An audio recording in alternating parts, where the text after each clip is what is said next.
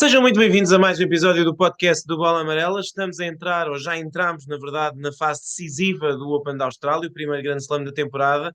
Há, obviamente, muita coisa que se passou nos últimos dias e que poderia ser aqui abordada, muita coisa histórica também para o ténis português, Uhum. felizmente, mas vamos tentar tocar nos pontos mais importantes e, se calhar, até para depois irmos ao Nuno Borges, vamos começar por aquilo que acabou há alguns minutos, que foi a conclusão do segundo encontro dos quartos de final masculinos do Open da Austrália, vitória de Yannick Sinner sobre Andrei Rublev, aumenta a série de derrotas de Rublev em quartos de final de Grand Slam, mas confirma, Pedro, aquilo que eu acho que toda a gente queria, não é? O tal encontro entre Yannick Sinner e Novak Djokovic nas meias finais, dois jogadores que se enfrentaram três vezes ali no espaço de 10 dias na reta final do ano passado, duas grandes vitórias de Yannick Sinner, uma vitória de Novak Djokovic pelo meio, num encontro menos emocionante na final das ATP Finals, mas até tendo em conta o percurso que os dois levam até aqui, Djokovic um bocadinho mais tremido, embora jogando bem, vários sets perdidos, Sinner imparável, o único jogador que chegou aos quartos de final sem perder sets e o único que vai chegar seguramente às meias finais sem perder sets. Como é que tu olhas para esse encontro e sentes que está aqui uma grande oportunidade para Yannick Sinner fazer aquilo que nunca ninguém fez, que é ganhar a Novak Djokovic ou numa meia final ou na final do Open da Austrália?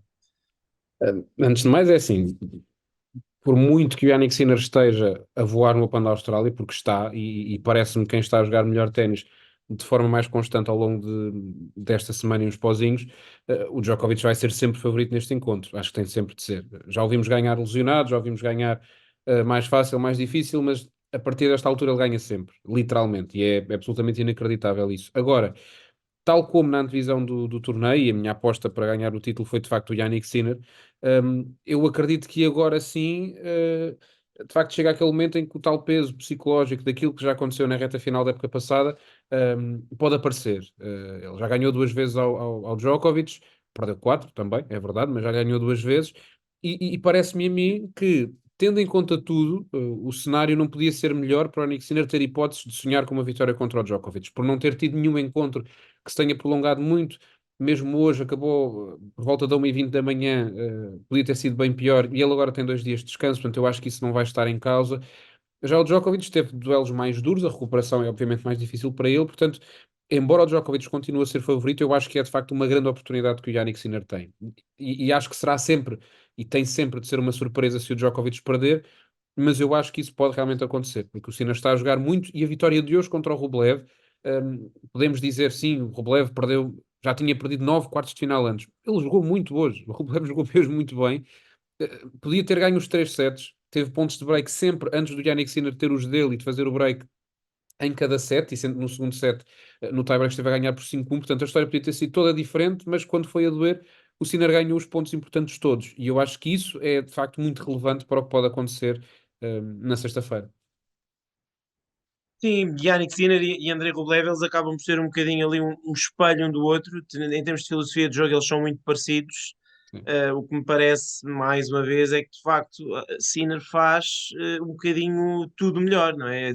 A direita é talvez a pancada mais parecida entre os dois. Diria que estão equilibrados aí, tem os dois uma direita parecida. A esquerda de Sinner é melhor, diria até um bom bocado melhor, e o serviço também é melhor e isso acabou por fazer a diferença também nesses tais pontos importantes, porque quando as armas são maiores acaba por ser esse bocadinho extra a desequilibrar se tu tiveres com a consistência suficiente eu estava aqui a olhar para as estatísticas muito rapidamente e o Sinner de facto acaba mais ou menos com o mesmo número de winners do Rublev, aliás até o mesmo número, 34-34, mas menos 8 erros não forçados. E esses 8 erros não forçados, se dos 8, 5 foram em pontos importantes, aqueles que apareceram por parte do Rublev, acaba por ser isso que faz a diferença. Mas de facto é um bocadinho, acaba de ser um bocadinho duro para o Rublev sair daqui sem qualquer set. Ele também tem alguma culpa no cartório, mas de facto são 10 participações em quartos de final de Grand Slam, em 8 ele perdeu em sets diretos. Só esteve realmente perto de chegar às meias finais naquela que talvez tenha sido a sua maior oportunidade, embora ele já tenha tido algumas, porque ele não defrontou só Nadal Djokovic em quartos de final, ele já defrontou o Francis Tiafoe, já defrontou o Marin Cilic em terra batida, que foi esse tal encontro que ele esteve perto de E ele devia ganhar. ter ganho esse. O Chile jogou muito bem, mas ele devia ter ganho esse. é isso, ou seja, de facto são 7 adversários diferentes nas 10 presenças em quartos de final. Agora, Yannick Sinner, que também era um jogador que é verdade que está numa série impressionante, são muitas vitórias contra jogadores do top 5 nos últimos 2 ou 3 meses. Aqui mais uma, vai ter uma nova oportunidade contra o Novak Djokovic, mas a verdade é que Yannick Sinner também não tem uma grande história em torneios do Grande Slam. Foi Andrei uma Rublev final não só. tem nenhuma meia. Andrei Rublev não tem nenhuma meia final. Sinner só tinha uma e com um quadro, como bem nos lembramos, em Wimbledon, que foi praticamente feito à medida. E até por fazer essa comparação, desta vez ele chega às meias finais de um Grande Slam contra o mesmo adversário, mas eu acredito que chegue, de facto, numa fase totalmente diferente, porque não só teve um percurso mais convincente, mais difícil e mais convincente, porque ele, de facto, teve alguns jogadores, é que não é só o Rublev, o próprio Karen Khachanov jogou bastante bem no encontro anterior e o Sinner não teve qualquer problema. O próprio Sebastián Baez na terceira ronda é um jogador que, obviamente, não é um supra-sumo em piso rápido, mas perder 4 jogos em 3 sets contra o Sebastián Baez, logo aí já dá uma indicação de como o Sinner está de facto a jogar muito. Mesmo a primeira E ronda era desse perigosa. exatamente Dois anos. contra o Botic Van de Zandschulp. Ou seja, uh, o percurso dele não era, obviamente, não era, ele era favorito para todos os encontros, mas não era um percurso de um autêntico passeio como foi o Sim. do Wimbledon. E eu acho que, de modo geral, o seu percurso foi mais impressionante do que o de Novak Djokovic. Eu acho que é isso e as vitórias dele sobre o Sérvio na reta final do ano passado que lhe dão essa tal esperança. Agora eu concordo contigo, Djokovic uh, continua a ser favorito para ganhar aqui e penso eu para ganhar sempre em qualquer grande slam enquanto ele estiver a jogar e for número no mundo. É verdade que nós o ano passado penso que o único encontro de grande slam que achámos que ele não era favorito foi aquela meia final de Roland Garros Hum. contra o Carlos Alcaraz e se calhar depois todos nos arrependemos, mas enfim, de facto não era favorito e antes disso tínhamos que recuar vários anos para ele não ser favorito, para aí Roland Garros com o Nadal, para Sim. ele não ser favorito num torneio do Grand Slam. Portanto, estávamos aqui a dizer que Novak Djokovic é favorito, enfim, é o que as pessoas também lá em casa já sabem.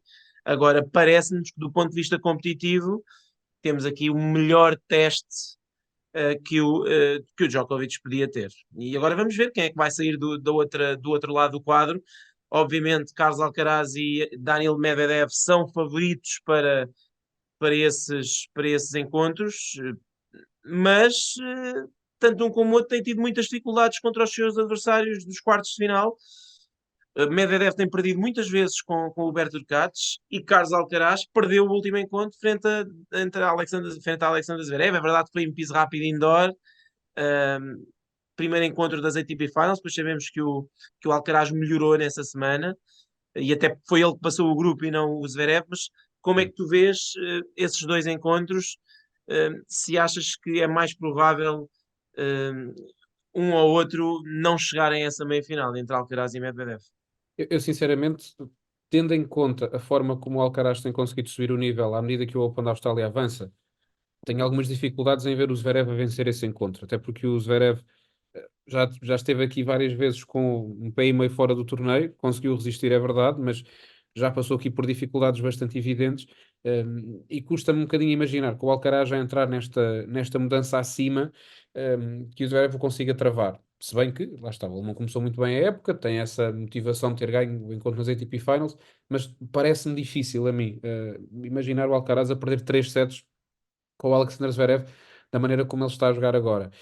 Já o Daniil Medvedev uh, gera-me um bocadinho sempre mais desconfiança, porque ele não está a jogar mal, mas também não está naquele modo absolutamente avassalador que ele consegue mostrar por vezes. É um bocadinho estranho, porque na verdade ele é um jogador diferente dos outros, até em termos de caráter, e eu não consigo perceber muito bem se ele está a poupar-se um bocadinho, se às vezes está a tirar o pé do acelerador, se não está. Agora, de frente é um jogador pode ganhar 3 tie-breaks e eliminá-lo. A verdade é essa. O Berurcados pode fazer isso.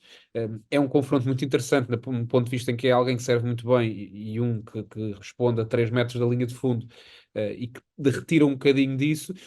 Mas será curioso perceber isto no Open da Austrália. Não falámos disso, mas no Open da Austrália de facto tem primado no quadro masculino. completamente oposto ao que se passou no feminino, por quase todos os favoritos estarem a cumprir a sua obrigação. 6 dos 8 cabeças de série, dos 8 principais cabeças de série chegaram aos quartos de final. Já temos 2 dos 4 nas meias finais e podemos ter mesmo 4 em 4 nas meias finais, algo que na Austrália não acontece desde 2013. Estava aqui à procura disso.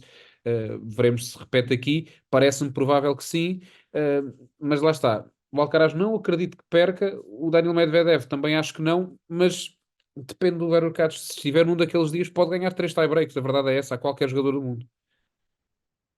Sim, a chave passa, acredito que passa muito por aí. Em relação a Zverev, eu também acho que o facto de ele estar com tantas horas nas pernas também não vai ajudar, porque vai acontecer um bocadinho a mesma coisa que aconteceu no US Open. Estes dois jogadores defrontaram-se no US Open em, em, em setembro, no último Grand Slam, também nos quartos de final. E Zverev também chegou aos quartos de final com muitos sets nas pernas por comparação com o Alcaraz. Na altura penso que tinha jogado 5 horas, ou mais de 5 horas até contra o Sinner, ou 5 horas em ponto, num jogo que acabou às tantas da manhã. Portanto, do ponto de vista físico, acho que o Zverev chega tão cansado a este encontro como chegou a esse do US Open, e Alcaraz acabou por controlar bem essa partida de Nova Iorque frente ao alemão. E ironicamente eu também acho que neste momento é muito mais fácil ganhar a Carlitos Alcaraz à melhor 3 sets do que à melhor Uhum. 5 sets. Ele tem um bocadinho o efeito que os jogadores do Big Three nos tempos áureos tinham quando se defronta ao espanhol. Acho que, por exemplo, também o Nuno Borges, quando defrontou o Medvedev nos oitavos de final, é muito mais difícil ganhar à melhor de 5 do que à melhor de 3. Eu acho que isso, até pela questão física, isso tem algum impacto se o Alcaraz ganhar o primeiro set ou se meter a ganhar em 2 sets a 1 contra o Zverev. É mais difícil mentalmente o Zverev sair desse encontro, mentalmente e fisicamente acreditar que pode dar a volta. Mas concordo contigo, o Roberto Urcac acho mais provável, até porque Medvedev, enfim, tem estado um bocadinho duvidoso, há que dizer. Esteve quase a perder frente ao Emil Rosovoy e se tivesse perdido não sabemos, se calhar se ainda não tínhamos um jogador português neste momento em prova, não é? É claro que é um grande se, mas a verdade é que ele esteve perto de perder frente ao Rosovoy, esteve a perder por 2 sets a 0, e mesmo contra o Nuno Borges ele foi convincente a espaços. Podia ter perdido o segundo set perfeitamente.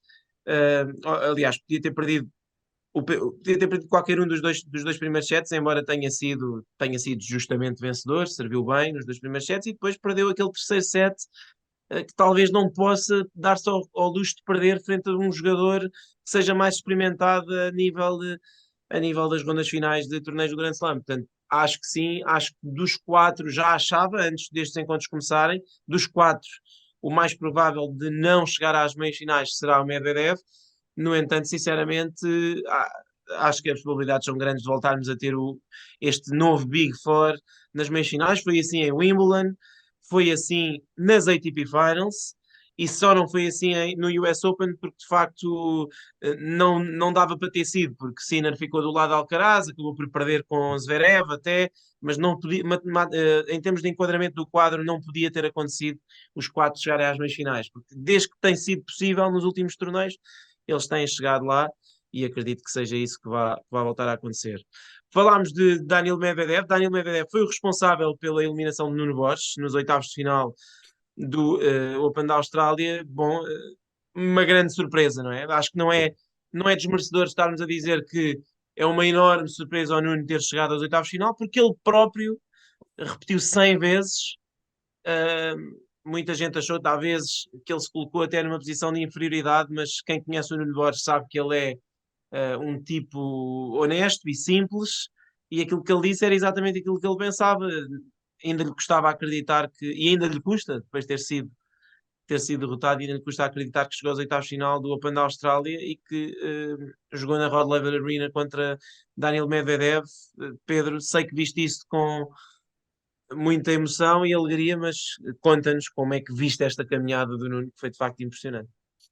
Pá, foi impressionante e é mesmo uma surpresa, e é óbvio que também para ele foi uma surpresa, porque o ténis tem destas coisas. De facto, quem viu o Nuno Borges jogar na preparação para o Open da Austrália, nunca na vida diria que isto ia acontecer. Só que o ténis tem este aspecto. Tu podes perder 6-0, 6-0 e no dia a seguir tens a hipótese de começar do zero, e poder mudar o rumo dos acontecimentos. E ele tinha perdido na primeira ronda de Hong Kong, em Auckland ganhou ali meio sofrido ao Alex Michelsen e depois é esmagado pelo Arthur Ruiz 6-2 e 6-0. E perante isto, não só o resultado, mas o nível de jogo que não estava lá nesse encontro, ele entrava com muitas dúvidas. A questão é que começou bem o torneio, foi crescendo, foi ganhando confiança e o Nuno é um jogador extremamente perigoso quando ele fica confiante, quando começa a acreditar que realmente pode alcançar o sucesso e pode fazer aquilo. E na verdade foi isso que foi acontecendo, porque ele começou a acreditar cada vez mais no serviço, a acreditar no plano de jogo, a acreditar que ele tinha capacidade e que tinha nível para estar ali a jogar olhos nos olhos com os melhores do mundo. E ainda assim, mesmo que isto seja tudo verdade, a vitória contra o Igor Dimitrov é das coisas mais impressionantes do ténis português nos últimos largos anos, porque não é só derrotar um tenista do top 15, é derrotar alguém que com legitimidade era considerado um dos candidatos ao Open da Austrália, porque era, e nós até brincámos aqui a dizer que o Nuno Borges ia impedir o Dimitrov de ganhar o primeiro grande slam da carreira, e conseguiu mesmo, conseguiu mesmo impedir isso. Mas até a marcha do marcador, aquilo, o tie-break do quarto set é inacreditável porque o Nuno está na frente, fica para trás e eu confesso que na altura achei, pronto, foi bonito, vai doer, vai custar-lhe porque teve hipóteses de ganhar isto e agora mete-se no quinto set e aí provavelmente perde. Mas até ele conseguiu reagir, portanto, é muito importante. Agora, também é preciso ter outra coisa em mente, tal como veio de uma derrota pesada no torneio anterior para fazer isto, agora também não podemos exigir que o Nuno comece a chegar às meias finais de torneios Masters 1000 e a ganhar constantemente a top 20. Agora, acha que lhe pode dar mais confiança para saber que tem nível para estar olhos nos olhos com estes jogadores. E agora é continuar a crescer, há de ter mais derrotas que não vai gostar de sofrer e que as pessoas vão questionar, mas faz parte, todos, quase todos têm derrotas dessas, há um seleto grupo que não tem, mas acho que é um marco muito importante, e não vou dizer ponto de viragem, mas é um ponto importante na carreira dele. Sim, eu sinceramente tenho esperança que seja, óbvio que não vai ser automático, mas tenho esperança que seja a entrada numa nova dimensão para a carreira do Nuno, ou seja, acho que a partir daqui pelo menos sai aquela questão do peso de ter que ganhar encontros consecutivos que nunca tinha acontecido, tinha perdido penso que 12 ou 13 ou 14 segundas rondas em torneios, e isso já começava a ser de facto um peso, eram muitas segundas rondas e já tínhamos tido inclusive uma este ano, como disseste, a do Arthur Fils, um, mais do que ir avançar num torneio do Grand Slam, de facto ele nunca tinha avançado num torneio de circuito principal, portanto a vitória frente ao Alejandro Davidovich Fokina eu acho que também foi muito importante nesse sentido, Uhum. uh, não só porque é um excelente jogador, mas também porque libertou dessa mala pata, digamos assim. Contra o Dimitrov foi de facto, como diz um grande triunfo. Dimitrov estava a jogar talvez o melhor ténis da sua carreira, tinha feito final em Paris, meias finais em Xangai, tinha ganho em Brisbane, tinha perdido apenas um set. É verdade que o búlgaro também acusou, e falaste aí do tie-break do quarto set, Dimitrov, depois de Nuno Borges tremer um bocadinho na reta final do tie-break do quarto set, faz uma dupla falta no set point, e depois mete duas esquerdas, uma fora, outra na rede, quer dizer, também explica um bocadinho porque é que Dimitrov nunca ganhou um grande slam, aquele Sim. encontro. Agora é preciso meter-nos numa situação em que lhe dificultamos a vida, e foi exatamente isso que Nuno Borges fez, e fez com grande categoria, top 50, segundo português a chegar ao top 50, segundo português a chegar aos oitavos de final do Grand Slam, primeiro a fazê-lo aqui no Open da Austrália. Como dizias, em termos de vitória individual, é a segunda melhor uh, masculina em torneios do Grand Slam, é a melhor enquanto não acabou, mas enfim, Carreño Busta, quando era quase top 10, desistiu já no quinto set frente a João Sousa, portanto diria que é uma vitória legítima, até porque foi naquele ano em que João Sousa depois acabou nos oitavos de final do US Open, mas de facto é uma vitória que do ponto de vista individual eu acho que muda bastante a forma como ele vai olhar para estes jogadores e também muda a perspectiva de como ele vai entrar nos torneios. A partir de agora, Uhum. penso eu que é justo dizer-se que se acabaram os Challengers, o Acho que que sim. eu acho que também é um alívio um bocadinho para a cabeça do Nuno, porque a verdade é que ele chegou a 60 e poucos do mundo, praticamente sendo um jogador muito bom em Challengers, mas que não conseguia a nível ATP acompanhar esses resultados e ir buscar pontos a torneios ATP. Isso agora acabou, embora eu sei que ele tinha previsto jogar ainda ali um ATP, um Challenger, aquele que ele ganhou ano passado, ou seja, ele tinha pensado em defender o título em Monterrey. Não sei se fará muito sentido como top 50 e defender esses 125 pontos, mais vale ir se calhar buscá-los ao outro lado. mas estou curioso para ver o calendário dele a partir daqui, sendo que está previsto Del Rey Uhum.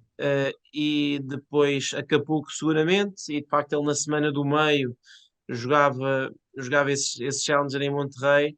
Não sei se eventualmente agora irá ou não trocar por alguma coisa, sendo que não há torneios em piso rápido na América nessa semana. Não sei se fará grande sentido ir ao Rio de Janeiro, mas estou curioso de facto para ver o que é que ele vai fazer. Mas é como dizias, a partir de agora, ele provavelmente, quase certeza que, por exemplo, em Del Rey vai ser cabeça de série. Neste momento, os cabeças de série estão a fechar a 40 e picos. Acredito que desistindo um ao outro, ele vai acabar por ser cabeça de série no ATP, o que é logo aí uma experiência nova. Provavelmente diria que vai chegar ao Estoril Open se as coisas correrem bem como cabeça de série, e isso tudo vai mudar a forma como ele vai entrar nos torneios ATP. Vamos ver se ele vai ser capaz também de aproveitar seguramente quadros um bocadinho melhores e oportunidades que ele vai ter um bocadinho melhores, não ter que apanhar logo, se calhar, com os jogadores de grande qualidade na primeira, segunda ronda. Vamos ver se ele agora. Acredito que o seu próximo objetivo seja, obviamente, chegar pela primeira vez a uns quartos de final, depois uma meia final ATP e depois, quem sabe, lutar por se tornar no segundo jogador português a vencer um torneio ATP. Falámos enfim, do torneio masculino, que está um bocadinho como se esperava no início da prova, pois o torneio feminino, nem por isso, embora não seja totalmente, não esteja a ser uma hecatombe total, porque de facto nós aqui no início da semana prevíamos que as 4, 5 grandes jogadoras, grandes favoritas ao título, particularmente as 4 melhores, estavam todas em grande forma. Iga Swiatek, Karina Sabalenka, Coco Gauff, Helena Rybakina. Duas delas, de facto, chegaram às meias finais. Karina Sabalenka e Coco Gauff vão defrontar-se numa das meias finais. Na outra metade do quadro é que foi o descalabro, com Rybakina a perder cedo, é verdade que de forma, enfim, dramática, num tie-break inacreditável de mais de meia hora frente à Ana Blinkova.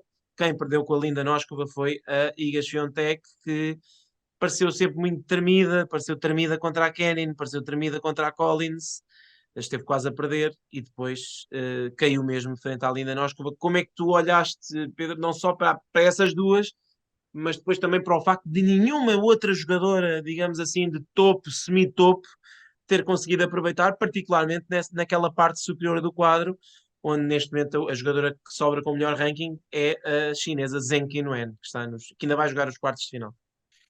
Tem sido metade superior com muitas, muitas surpresas.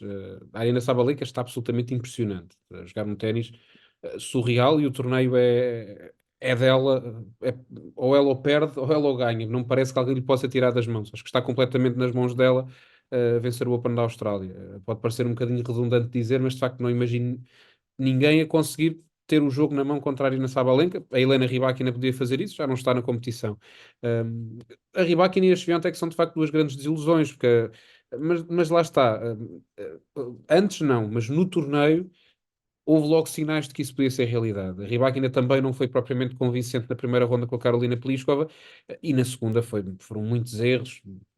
Claramente a acusar um bocadinho o peso, a responsabilidade, o favoritismo que muita gente colocava em cima. E a Iga Swiatek, que eu acreditei que pudesse, que à medida do torneio avançava, ela também levar o seu nível, a verdade é que os matchups que ela teve, de facto, nunca foram simpáticos, porque são jogadoras que jogam parecido com, especialmente a Collins e a Noskova, com a Rybakina, por exemplo, com que ela não gosta nada de jogar, jogadoras que batem muito forte na bola. No entanto, não deixa de ser curioso que tenha sido um bocadinho no mental que ela perdeu. Ela houve ali encontros, especialmente o da Noskov, obviamente, tinha o duelo praticamente controlado, perfeitamente controlado. Já podíamos quase escrever notícias a dar conta da vitória dela e de repente tudo caiu por terra. Portanto, é óbvio que é uma surpresa, abre espaço na metade superior. Vem aqui um bocadinho na lógica do que tantas vezes tem acontecido no circuito feminino, há sempre alguém que tenta aparecer. E veremos se a Zheng Qinwen consegue aproveitar essa oportunidade. Há, obviamente, a Ana Kalinskaya, a Linda Noskova e a Dana Yastremska, que certamente nenhum de nós diria que estaria nesta fase, mas as oportunidades estão lá e são para aproveitar. Se calhar daqui a um ano estamos a falar da Linda Noskova como algo perfeitamente normal, estar a lutar por títulos do Grande Slam. Realmente não se sabe.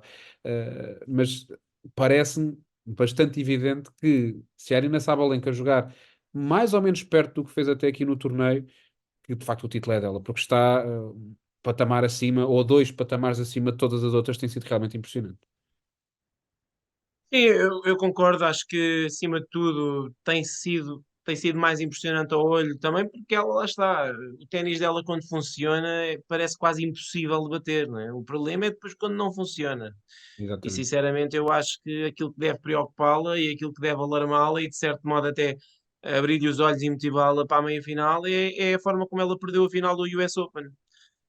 Perdeu muito mal perdida a final do US Open contra a Coco Gauff e agora vão ter a hipótese de se reencontrar. E ela normalmente não gosta de jogar contra jogadores como a Coco Gauff, essa é que é a verdade, porque a Gauff hoje não conseguia meter uma direita dentro, foi constrangedor, sinceramente, foi do pior. Eu que já vi tantos encontros de ténis, eu nunca tinha visto um encontro de ténis a este nível, quartos, meios finais de um grande slam, tão mal jogado, parte a parte.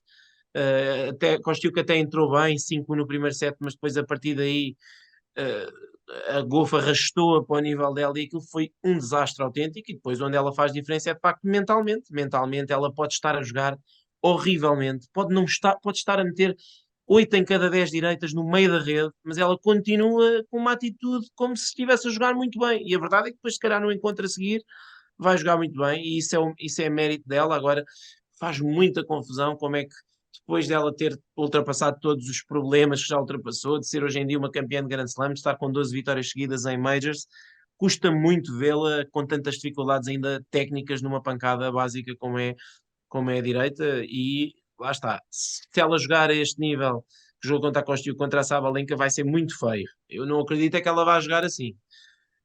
Mas vamos ver como Espero é que que vai não, correr. mas Sim, se for é esmagado. sim, sim, eu também acho, sem dúvida. Em relação ao outro lado do quadro. É exatamente o que tu dizes, quer dizer, o ténis feminino nesse ponto de vista, é fascinante. A Zenki Nguyen é um talento geracional, toda a gente sabe que ela provavelmente vai ser top 10, aliás, top 10 penso que se não já está garantido, está Quase, praticamente, quase. Só mas depende será das top, outras, mas quase, quase.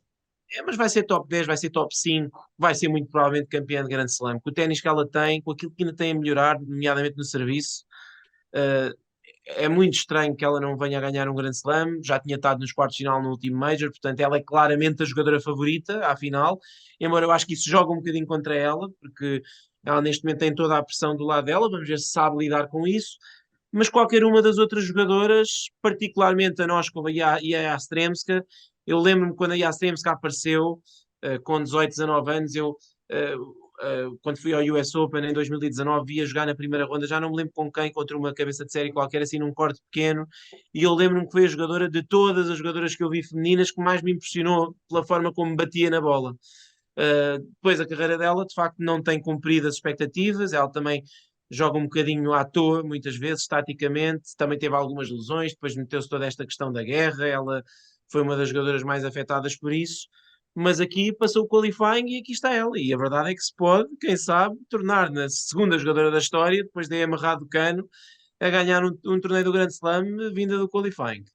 Uh, ao contrário daquilo que eu tenho lido, para mim ela é favorita contra a Noskova. Eu acho que daquilo que eu tenho visto jogar, eu acho que a Linda Noskova também é um talento, também é uma jogadora muito interessante, também bate forte na bola, também tem muitos argumentos ofensivos, mas eu acho que a Yastremska tem mais, acho que tem mais bola, acho que serve melhor e acho que o jogo depende mais dela do que da Noskova. Embora não me admiraria também muito se a Yastremska chegar ao encontro com a Linda Noskova e não encontrar o corte, como é possível que possa acontecer, mas eu achei que ela jogou muito bem contra a Vitória Azarenka, fez uma exibição das melhores do torneio contra a Marqueta Vondroushova e por isso, se tivesse de arriscar, arriscaria nela e na Zenkinwen, embora a Ana Kalinskaya também seja uma jogadora um bocadinho underrated. Eu acho que ela nunca conseguiu ter a carreira que era suposto ter tido, porque ela também está sempre lesionada. Deve ser a jogadora com mais desistências ali, a par da Lésia de Surenko, deve ser a jogadora com mais desistências ao longo do ano, pelo que também não me admira muito vê-la chegar longe num torneio quando está saudável, porque ela tem grande ténis, jogou um encontro incrível contra a Sloane Stephens e despachou a Jasmine Paolini nas meias finais, nos quartos, nos oitavos de final. Uhum. Aliás, o que por si só mostra bem o nível a que ela está, porque é uma jogadora, a Paolini, que normalmente é um barómetro ali para se perceber para lhe ganhar é preciso jogar bem, e foi isso que a Kalinskaya conseguiu fazer, portanto vamos ter aí E só em relação um... à Yastremska, temos que esquecer também que ela já tinha estado à porta do top 20, na altura em que depois foi suspensa por causa de um Exato. controle antidoping, portanto ela aí fica parada e por isso é que também teve de voltar atrás. Acredito que isso tenha mexido com ela, mas lá está, o ténis e o nível estavam lá. Agora realmente está a voltar e acredito que isto também pode ser um ponto de viragem para ela para voltar a ser de topo, mas eu concordo contigo, porque eu acho que ela é o mais parecido que existe com a Aryna Sabalenka ainda no quadro, da maneira como joga. Só que, obviamente, se lhe tiram a mão e se as coisas começam a correr mal, também pode descambar. E não era a primeira nem a última vez que certamente aconteceria isso na carreira dela, que eu acho que essa é que é a grande dúvida. Sim, é para lembrar dessa situação do doping, porque de facto é preciso até lembrar também que ela esteve suspensa preventivamente e depois conseguiu provar que nem sequer tinha culpa, ou seja, ela Exatamente. esteve suspensa apenas preventivamente, ela nunca foi condenada, mas isso fez com que ela tivesse afastada do circuito e nunca mais voltou a ser a mesma, na verdade. Eu acho que ela, aquilo que está a jogar agora no Open da Austrália, ela não jogou nos últimos anos, até em termos de peso de bola.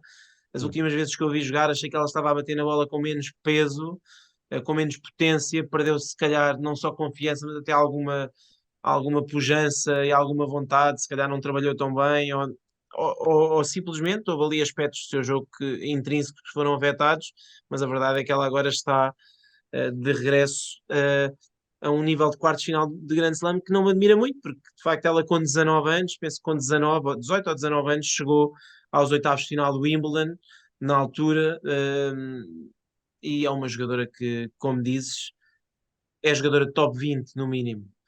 Por isso, quando olhamos para o quadro feminino e vemos o descalabro de cabeças de série, se formos ver nome a nome os jogadores que estão nos quartos de final, percebemos que não é assim tão surpreendente, embora seja uma oportunidade única para qualquer uma delas de chegar à final.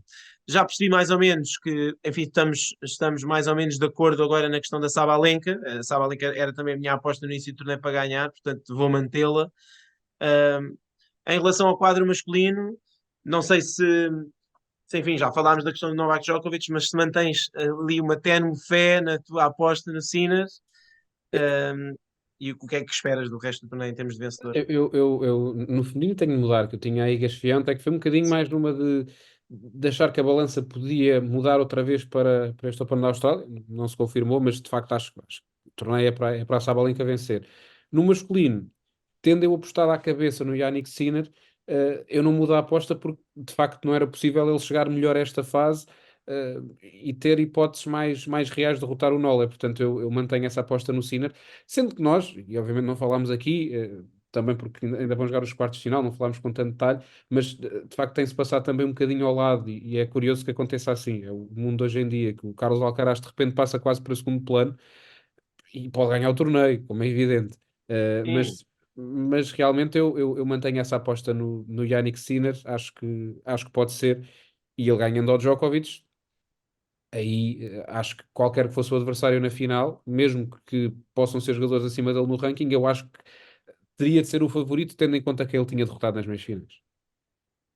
Sim, e só para concluir em relação ao Alcaraz, para mim ele continua a ser o segundo favorito ao título. Eu acho que é obviamente que neste momento a memória que nós temos fresca é da reta final do ano do Yannick Sinner, e daquilo que ele está a fazer neste torneio e até do confronto direto, se quisermos, entre o Sinner e o Alcaraz. Pode acontecer que eles se enfrentem na final e depois ehm, haja essa tal memória de que Sinner lidera o confronto direto, mas para mim Alcaraz continua a ser um jogador extra em relação a Yannick Sinner. Uhum. Não só pelo currículo, mas também pelo ténis. Eu acho que ele faz mais coisas em campo do que Yannick Sinner e eu acho que se forem jogar um contra o outro numa final de Grand Slam, eu tenho tendência a achar que o jogador que já tem dois Grand Slams e o jogador que para mim já fez coisas muito mais extraordinárias do que o outro dentro do corte e do ponto de vista técnico, se vamos ver pancada a pancada é superior em quase tudo, acho que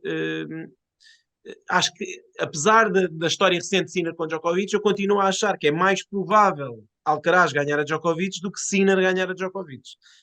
Acho que isso pode ser polémico, tendo em conta aquilo até que eu tenho lido, muita gente a escrever e a opinar que Sinner vai ganhar de certeza ao torneio, ou que vai de certeza ser a maior ameaça a Djokovic, ou que é a final antecipada. Eu acho um bocadinho precipitado a dizer isso, embora não nos possamos esquecer que Alcaraz não ganha qualquer título desde o Wimbledon. Portanto, ele tem também, de facto, baixou o nível, mas ainda assim não baixou o suficiente, nem o tempo suficiente para eu perder a confiança em que ele continua a ser sempre favorito a todos os títulos do Grand Slam e eu acho que ele vai ganhar Grand E Slam. só em relação a isso, e estamos mesmo aqui com o tempo a fechar, o Alcaraz já ganhou a Novak Djokovic em finais, numa final do torneio do Grande Slam e ganhou aí o Wimbledon, portanto logo aí já tem essa experiência, ele de facto já o fez. O Sinner pode ter o potencial de o fazer, mas o Alcaraz já o fez, realmente, ainda para mais no torneio do Wimbledon. O Alcaraz já o fez e o Medvedev também já o fez na Exatamente, final do US Open. Portanto, dos exatamente, três, até quem nunca derrotou o Sinner em Grand exatamente. Slam, quem nunca derrotou o Djokovic em Grand Slam foi o Sinner. Por isso eu acho que sim, temos aqui o melhor elenco possível. Vamos ver se de facto se confirma Medvedev e Alcaraz nas meias finais. Mas eu, dos quatro, ainda continuo a achar que o segundo favorito é o atual número 2 do mundo. Vamos ver. Apenas para fechar, se a final for Sinner Alcaraz, eu acho que Alcaraz tem um bocadinho de favoritismo, nem que seja 1%, independentemente de facto ele ter, nos últimos meses, Sinner ter sido melhor jogador e de ter a vantagem no confronto direto. Agora depois também depende, se calhar, se Alcaraz jogar 6 horas na meia-final contra o Medvedev, se calhar Sim, vamos mudar de opinião. Bom, mas estaremos cá para fazer essa análise no início da próxima semana. Já sabem, vem a fase decisiva do Open da Austrália, reta final dos quartos de final, meias finais e finais para o fim de semana. Continuem por aí a acompanhar-nos e nós voltamos em breve com mais um episódio do nosso podcast. Até à próxima.